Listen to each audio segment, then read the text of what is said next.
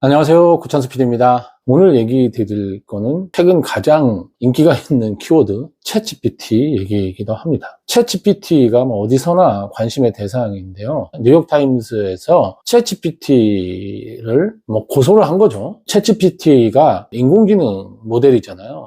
언어를 학습을 해서 지금의 엄청난 능력을 갖게 된 건데요. 언어 학습을 하기 위해서 엄청난 데이터를 필요로 하고 좋은 데이터를 가지고 학습을 하느냐에 따라서 굉장히 효율적인 인공지능이 만들어진다고 하기 때문에 인공지능 얘기를 할 때 전문가분들이 데이터의 중요성 부분에 대해서 얘기를 많이 합니다. 전 세계 데이터를 거의 독과점하고 있는 구글, 페이스북 이런 회사들이 엄청난 양의 데이터를 보유하고 있기 때문에 앞으로도 인공지능 시대에 앞서갈 회사다 이렇게 보통 얘기를 많이 하고 있죠. 오픈 AI가 챗GPT를 만들어내기 위해서는 또 엄청난 양의 데이터가 사실은 필요했던 거죠. 그러면 그 데이터는 어디서 가지고 가서 학습을 했냐라는 게 사실 오늘 얘기 드릴 그 논란의 핵심입니다. 언론사가 챗GPT를 상대로 소송을 제기한 건 너희들이 학습을 하는데 우리 데이터를 무단으로 가져다가 지금의 인공지능 모델을 만들어낸 거니까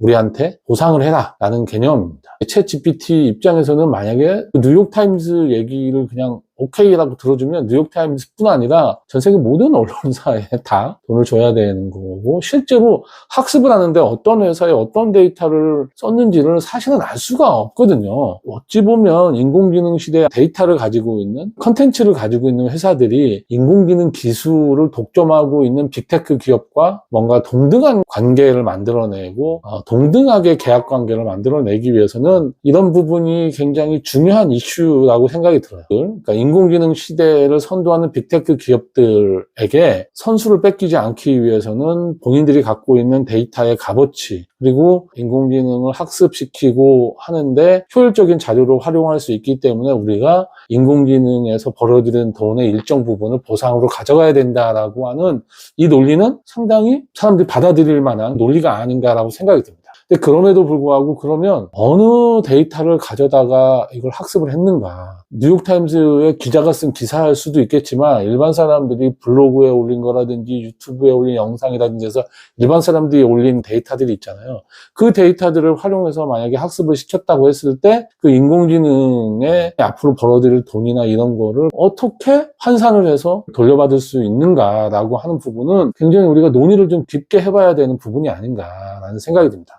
그러니까 인공지능 시대에 인공지능이 차츰 사람이 하는 일을 대체하게 되면서 다른 일자리를 우리가 만들어내서 하게 되더라도 옮겨가는 동안에 어쨌든 시간적인 부분, 잠깐 동안에는 직업을 잃을 수도 있잖아요. 그 다음에 새로운 일을 위해서는 뭔가 교육을 받고 하는 부분이 있는데 거기에도 자금이 들어가죠, 돈이. 이런 부분을 인공지능으로 돈을 버는 사람들, 돈을 내서 이런 우리 사회의 혼란이나 이런 부분을 일정 정도 상쇄시키는 방안을 만들어 보자라고 해서 AI 텍스라고 해서 인공지능 세금을 매기는 방안에 대해서 논의를 하고 있잖아요.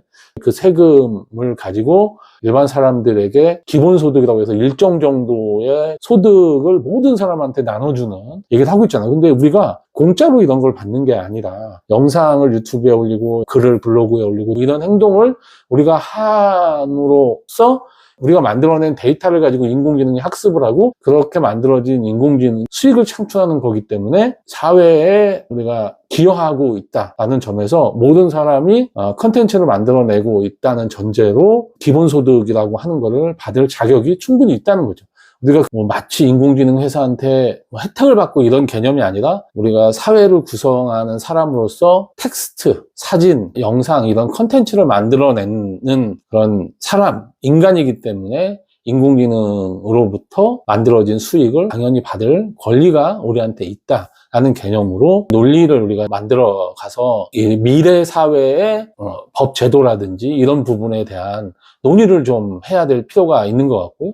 뉴욕타임스는 본인들 언론사의 기사라든지 이런 부분을 챗GPT가 가져가서 학습하는 데 활용했다라는 주장을 하고 있는 거지만 저는 이걸 좀 더 크게 생각을 해서 우리 모든 인류가 기본적으로 인터넷 서비스를 쓰면서 컨텐츠를 생산해내고 있고 그게 사진이든 글이든 음성이든 간에 그 만들어진 이 컨텐츠를 가지고 인공지능이 학습을 해서 수익을 창출하는 거기 때문에 우리에게는 당연한 권리가 있다라는 개념을 우리가 차근차근 만들어 갈 때가 아닌가 생각을 뉴욕타임즈와 챗GPT 관련된 소송을 통해서 한번 하게 됐고요. 인공지능 시대가 될 미래 사회에 우리 인류는 어떻게 살아야 되고 우리 인류의 모습은 어떤 모습일 것인가. 그러니까 우리 인류가 단순히 일을 하지 않고 그냥 주어진 기본소득을 가지고 세상을 살아가는 게 아니라 우리 인류는 인공지능이 보다 더 고도화될 수 있도록 하는